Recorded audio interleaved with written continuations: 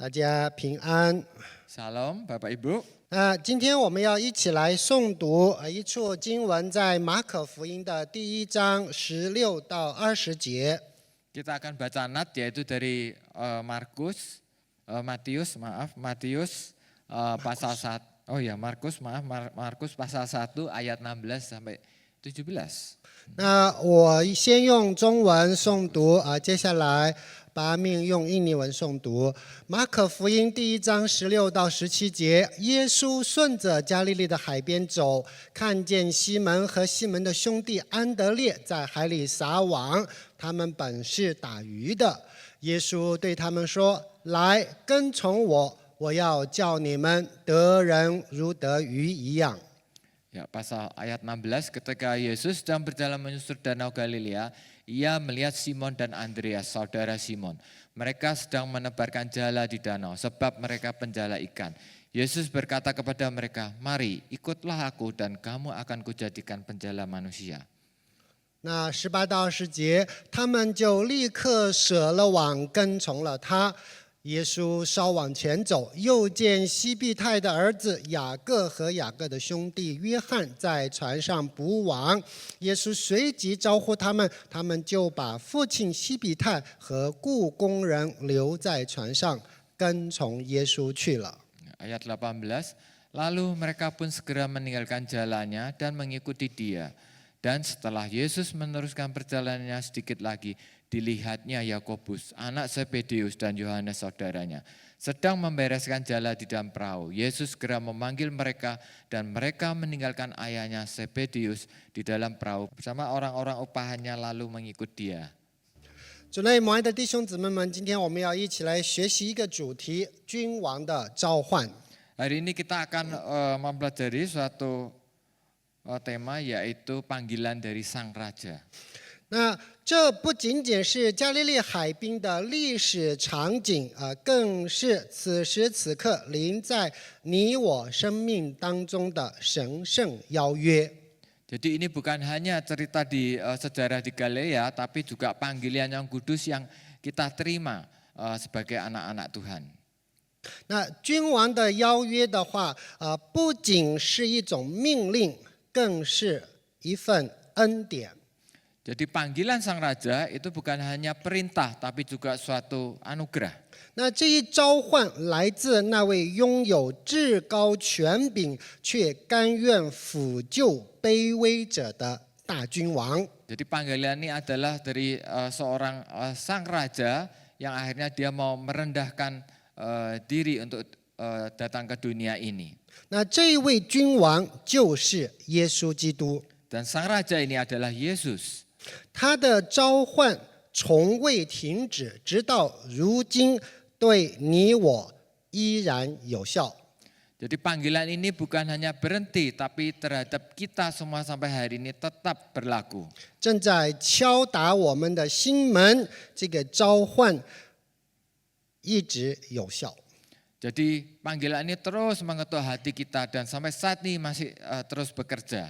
那这个召唤临到我们，是因着神的恩典，并非出于我们的能力或者我们配得。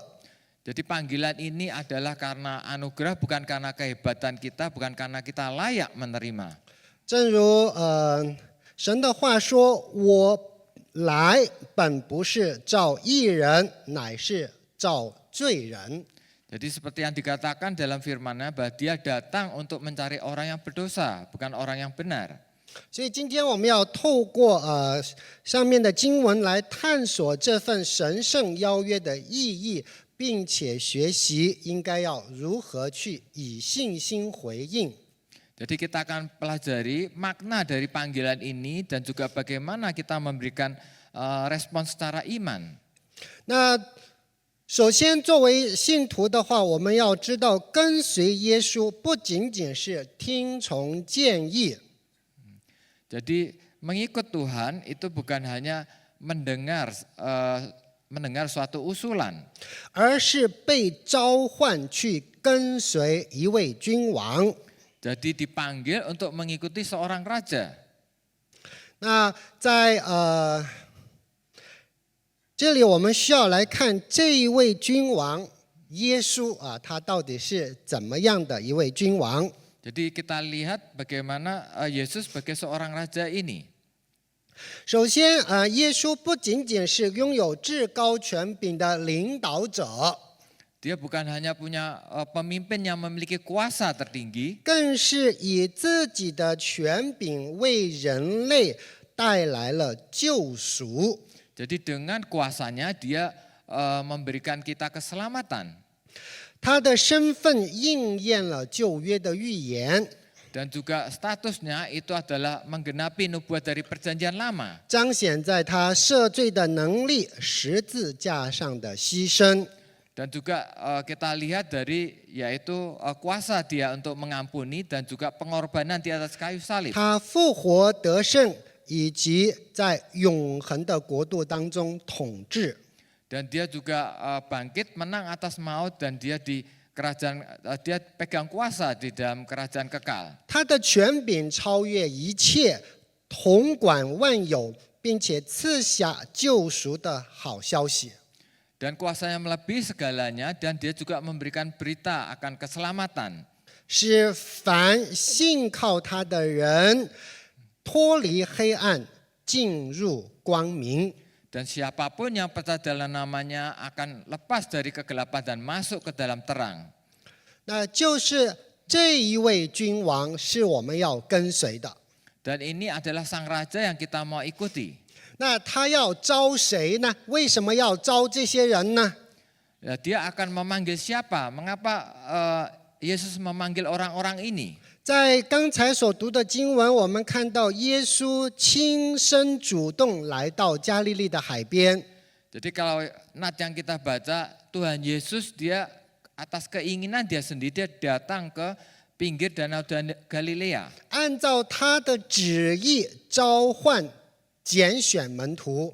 Menurut kehendaknya dia memanggil para rasul, para 相 murid. 比被召唤的西门、安德烈、雅各和约翰， Dan akhirnya memanggil Simon, juga Andreas, Yohanes.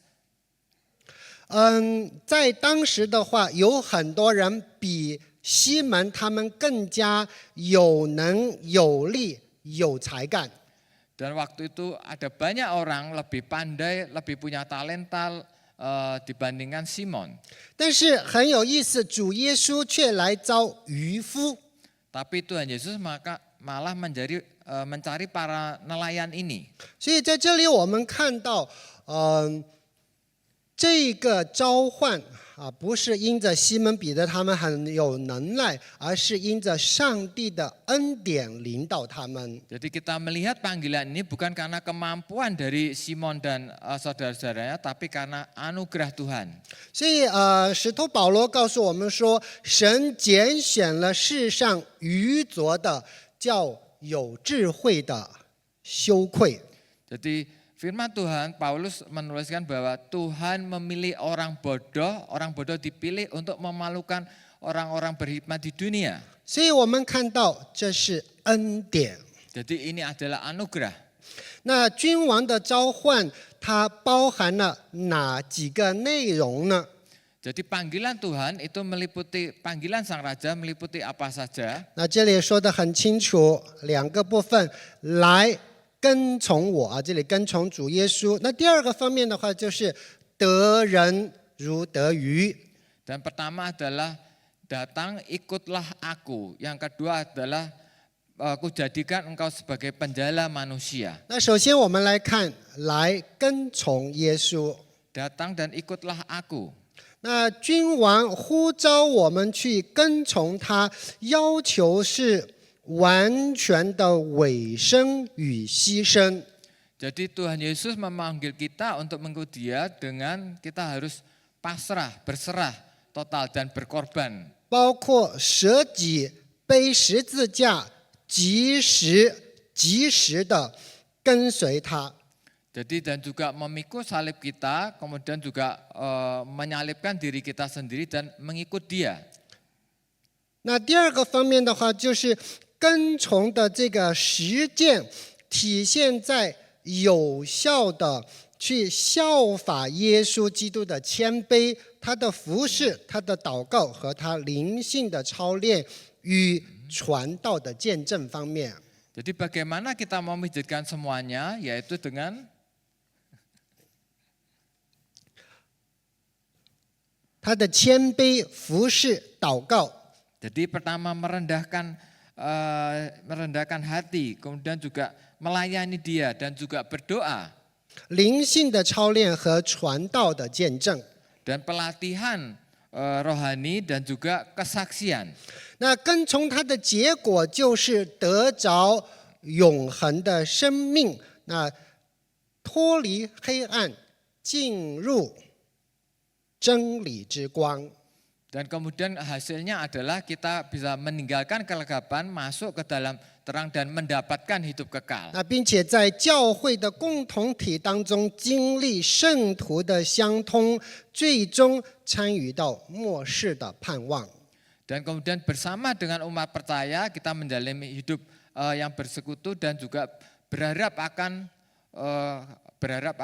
kekekalan di masa-masa akhir 所以 zaman. 回应召唤的人必须要放下自己。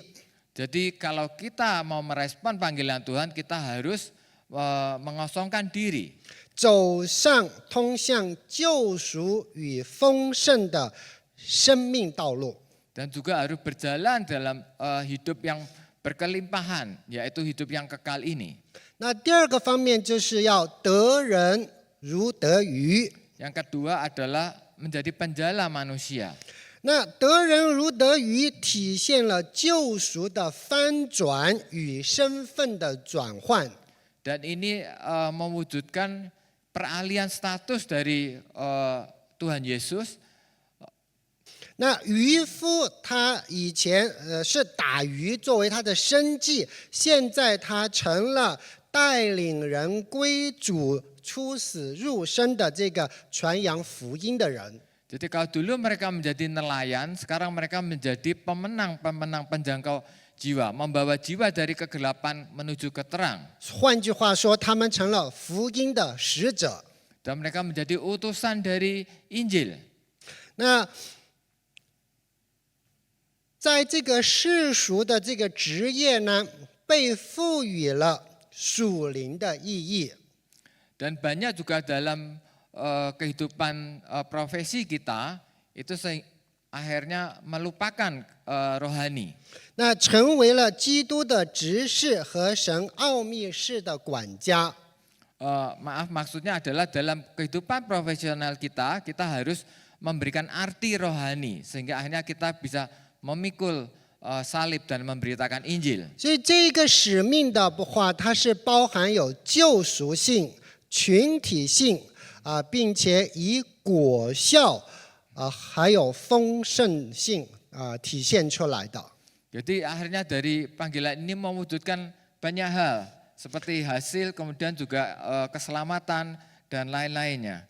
那所谓的救赎性的话呢，就是使人脱离罪归向神。 Keselamatan adalah maksudnya orang lepas dari dosa dan dia kembali ke Tuhan. 那群体性的话，就是一起来共同建造神的国度。 Dan kehidupan seutuhnya maksudnya bersama orang percaya mewujudkan kehidupan kerajaan Allah. 所以信徒的生活从来不是单枪匹马的，要共同的服侍。 Jadi kehidupan orang yang dipanggil, kita sebagai orang percaya bukanlah kehidupan diri sendiri, berperang secara diri sendiri. 那我们要群体性的来生活。 Jadi kita harus bersama komunitas. 那我们之所以这样做，是源于主耶稣对我们的应许。 Jadi ini semua kita lakukan karena nubuat Tuhan, janji Tuhan untuk kita. 因为是主耶稣吩咐的，所以这是有权柄的。 Jadi ini karena perintah Tuhan dan ini ada kuasa. 那要记得是及时生效的立即立刻。Jadi sewaktu-waktu itu berlaku dan harus segera lakukan. 所以通过这个得人如得鱼的比喻的话，耶稣向我们揭示了福音工作的永恒价值与深远意义。 Melalui perintah penjala manusia, Tuhan Yesus memperkenalkan kita akan arti makna dari kekekalan. 那作为信徒，我们需要知道，在跟随耶稣的道路上，我们要做好承诺的准备。 Jadi dalam hal kita mengikuti Yesus, kita harus mempersiapkan, kita harus tahu komitmen kita. 那我们愿意抛弃一切的阻碍，并且始终专注于他。 Jadi kita harus rela meninggalkan segala tantangan dan kita harus fokus mengikuti Dia. 在圣经当中有一个词"立刻"啊，它原来的意思是毫不犹豫。 Yaitu dalam nat yang kita baca ada kata-kata segera, tapi sebenarnya artinya dalam bahasa aslinya adalah tanpa ragu-ragu. 所以当时我们看到门徒们立刻舍往跟随，他的这个跟随不是一时的冲动。 Jadi mereka waktu itu mereka segera meninggalkan jalan dan mengikut Yesus. Itu bukanlah sesuatu yang tiba-tiba. 而是因为他们看见了超越世界的永恒价值。 Bukan karena tiba-tiba emosional, tetapi mereka melihat suatu nilai yang melebihi dunia, yaitu nilai yang kekal. 就好像圣经当中说，发现了贵重的这个珠子，所以他就变卖了所有的一切，去买了这个珠子。 Jadi seperti yang ayat Nat dikatakan, ada seseorang menemukan permata dan dia meninggalkan semuanya untuk mendapatkan permata ini. 所以要回应君王的召唤，那我们每一个人要立即的舍弃，就好像这些渔夫，他们舍弃了他们的渔网、他们的船、他们的父亲、他们的工人。 Jadi pada waktu kita menerima panggilan ini kita harus segera meninggalkan, baik seperti mereka meninggalkan pekerjaannya, keluarganya dan lain-lain. 那打鱼的人，渔网、渔船是他们谋生的工具，但是他们现在把这些舍弃了。 Jadi mereka rela meninggalkan ini walaupun jala, perahu dan lainnya itu adalah alat untuk bertahan hidup. 那对于当时的人，他们所怀揣的这个一个核心的责任的话，就是要孝敬父母，使你在地上的日子得以长久。 Dan bahkan pada waktu orang di zaman itu, pengajaran yang merupakan salah satu inti adalah hormatilah ayah ibumu sehingga panjang umurmu di dunia ini. 但是在这里，你看他们留下了父亲西庇太，然后跟着耶稣走了。所以在这里，我们看到属灵的优先级，他们把上帝的事工放在父母的上面。 Jadi kita lihat pada waktu mereka meninggalkan ayah mereka Zebedius, bahkan itu menunjukkan prioritas rohani yang paling penting, lebih penting. 那并不是说他们不照顾他们的父亲啊，也许他们有其他的方式去照顾他们的父母。 Jadi bukan berarti mereka tidak merawat orang tua mereka, mungkin ada cara lain untuk merawat orang tua mereka. 那为了要回应君王的这个召唤，他们愿意舍弃他们的故宫。那从这个方面看，他们应该不是一般的穷人，家里都有帮工。 Jadi kalau kita lihat mereka rela meninggalkan profesi pekerjaan mereka dan mereka sebenarnya juga bukan mungkin orang yang miskin. 那有的人说哇，因为他吃不起饭了，所以他当传道人了。那很多人以为吃不起饭了才去当传道人。 Jadi banyak juga orang mengira karena mungkin tidak bisa bekerja, tidak layak, tidak gampang dapat pekerjaan akhirnya menjadi penginjil. 不是这样的啊，不是每一个传道人都吃不起饭的啊。 Jadi bukan karena ini, jadi penginjil bukan karena tidak bisa jadi profesi yang lain. 因为他们看到了更高的这个价值。 Jadi karena mereka melihat nilai yang lebih tinggi. 所以，那今天的我们应该要怎么样去回应啊？ Jadi kita hari ini bagaimana kita harus merespon. 那有很多的人的有这样的一个误解，就是说，哇，回应耶稣的召唤的话，那我就不要工作了，我就去只是单纯的传福音去了。 Jadi banyak orang berpikir bagaimana merespon panggilan Tuhan yaitu dengan meninggalkan pekerjaan menjadi hamba Tuhan. 不是所有的人都需要做全职服侍的传道人， Jadi bukan semua orang harus menjadi hamba Tuhan penuh waktu. 但是你是一个全职服侍的传道人，在你现在的岗位上。 Tapi engkau adalah penginjil penuh waktu di tempat mana engkau bekerja. 所以在这里的意思是说，跟从我。这个跟从我的话，就是跟在我的后面走。 Jadi ikutlah aku artinya engkau ikut di belakang Yesus, berjalan di belakang Yesus. 所以这里强调的是与主建立亲密的关系。 Jadi yang diutamakan adalah hubungan yang baik dengan Tuhan. 那持续的去效法基督的样式。 Dan terus-menerus mengikuti teladan dari Yesus. 那君王的召唤是给每一个信徒的，那我们每一个人都被他召唤。 Jadi panggilan Tuhan itu adalah panggilan terhadap setiap orang. 那君王的召唤是方方面面的， Jadi panggilan Sang Raja itu adalah seutuhnya. 所以可能是在你的工作的地方，可能是在你的家里在你所在的地方，他呼召了你。 Jadi di semua aspek termasuk di tempat kerja, di keluarga kita, di semua aspek dia memanggil kita.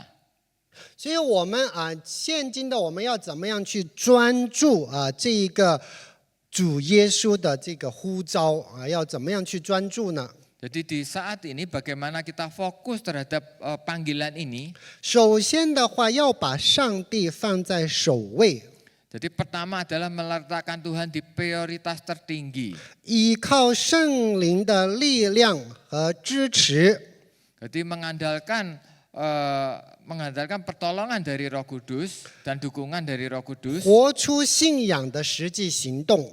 dan menghidupi kehidupan rohani kita. 那圣经告诉我们，要先求他的国和他的义。 Firman Tuhan tertulis carilah dahulu kerajaannya dan kebenarannya. 那后面的那一句就是其他的都会赐给你们。 Dan semuanya akan ditambahkan pada kita. 那另外一个方面的话，就是要去识别我们的人生当中所面对的障碍。 Dan yang kedua berikutnya adalah kita harus membedakan tantangan hidup ini. 那物质方面的， Misalkan godaan materialisme. 那1块钱也是花，1万块钱也是花。 Jadi kita mau spend, kita mau habiskan Rp1 bisa, mau habiskan Rp10.000 juga bisa. 吃豆角饼和吃鸡肉，它的营养价值都是蛋白。 Jadi tempe. tempe. Jadi makan tempe atau makan daging ayam ya semua kandungannya protein. 那价格不一样，对不对？ Tapi harga enggak sama. 所以有的时候不一定天天想着吃鸡肉，吃一下这个豆角饼也是一样的营养。 Jadi bukan hanya setiap hari makan daging ayam, bisa juga makan tempe, juga bergizi juga. 还有的时候我们太忙了，忙着做这样做那样，然后我们忙的没有时间去服侍上帝。 Jadi karena kita terlalu sibuk sehingga kita tidak ada waktu untuk melayani Tuhan. Itu juga tantangan. 那现在的社交媒体是非常的发达，所以我们刷手机一不小心就是2-3个小时没有了。 Jadi juga godaan dari medsos, sekali kita sentuh handphone kita mungkin 2-3 jam sudah berlalu. 还有就是我们所处的这个世界的文化，有时候牵着我们的鼻子走。 Jadi kemudian juga kecenderungan dari budaya kita sehingga kita harus ikut tren saat ini. 你有钱我就尊敬你，你没钱我就看不起你这是普通的文化。Jadi itu adalah budaya pada umumnya. Kalau kita punya uang, orang akan hormati kita. Kalau kita nggak punya uang, orang akan melecehkan kita. 不过我们的老祖先啊很有智慧，钱不是万能的，记得没有钱是万万不能的。 Jadi kalau bahasa Mandarin dikatakan uang bukan segalanya, tapi tidak ada uang ya segalanya nggak bisa apa-apa. 所以要找到中间的平衡点 Jadi kita harus mencari keseimbangannya. 啊，所以我们要识别这一些障碍， Jadi kita harus membedakan tantangan-tantangan ini. 然后我们要去实践啊，比如说每一天有固定的时间读经、祷告。 Jadi kita juga harus sengaja mengatur waktu, setiap hari ada waktu berdoa, ada waktu baca Alkitab. 然后我们参与到各样的服事当中， Dan kemudian juga ikut pelayanan. 但是要提醒大家，服事可以，但是不要服事的不着家，那就不好了。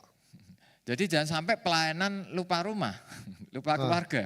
所以那样的服事，上帝也不喜悦啊。上帝说你要服事，但是你也要顾家，那两边都要顾啊。 Dan Tuhan mengatakan kalau engkau pelayanan, engkau juga harus menjaga, merawat rumah.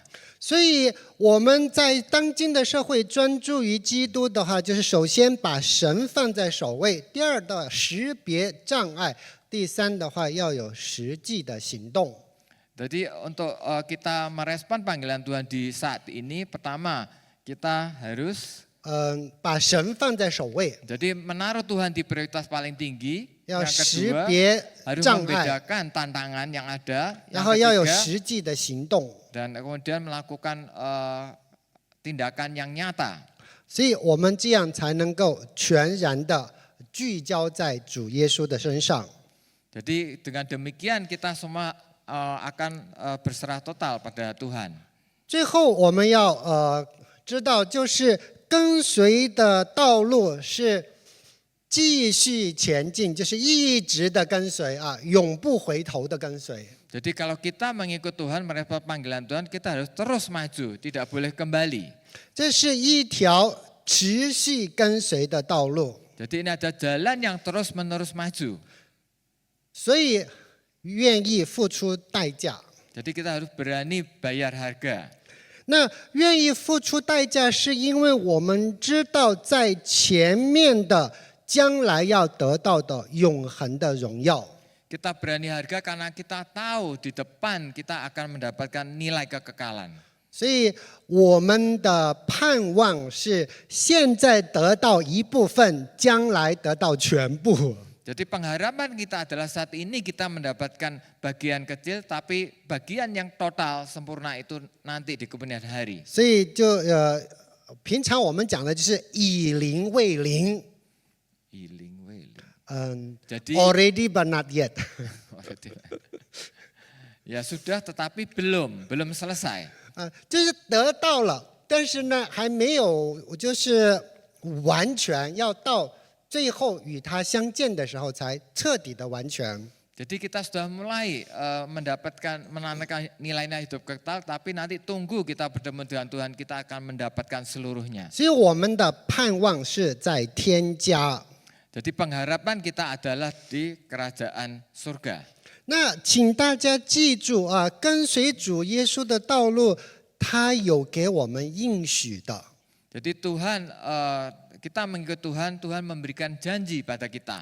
那至少我给大家列了3个出来。第一，他说常与我们同在。 Yang pertama adalah dia akan bersama dengan kita. 大家不要依立啊！在这里，我发现没有任何人能够跟我和我爱人，我们是24小时都在一起。 Jadi maaf, jangan iri, saya bersama istri 24 jam bersama terus. 住在一个家，睡在一个床，又在一个办公室办公。 Jadi tinggal di rumah yang sama, ranjang yang sama, kantor yang sama. 但即便是这样，没有时时刻刻在他的身边。 Walaupun demikian, saya tidak bisa setiap saat, setiap waktu mendampingi dia. 身体在那个地方，但是心在专注工作。Walaupun tubuh saya di sana, tetapi pikiran saya sedang fokus ke pekerjaan. 但是上帝不一样啊，他是常与我们同在，就是24小时不间断的与我们同在。 Tapi Tuhan itu beda, dia 24 jam bersama kita. 所以他的眼目从来没有离开过我们。 Jadi matanya tidak pernah lepas dari kita.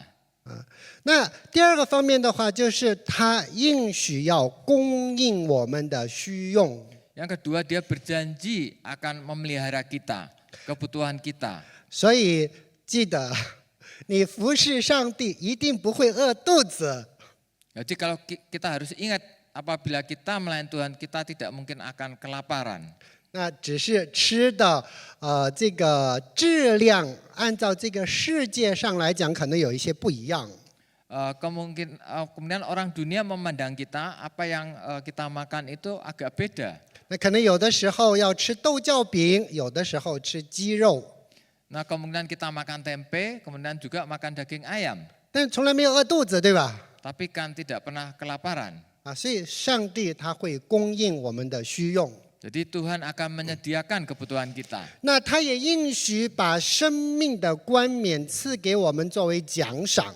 Dan dia akan memberikan kita upah, yaitu mahkota kehidupan. 所以今天我们要来聆听他对我们的召唤。他说：“来跟从我。” 你愿意吗？ Jadi hari ini kita akan datang mendengar panggilan dia, yaitu datang dan ikutlah aku. Apakah engkau mau?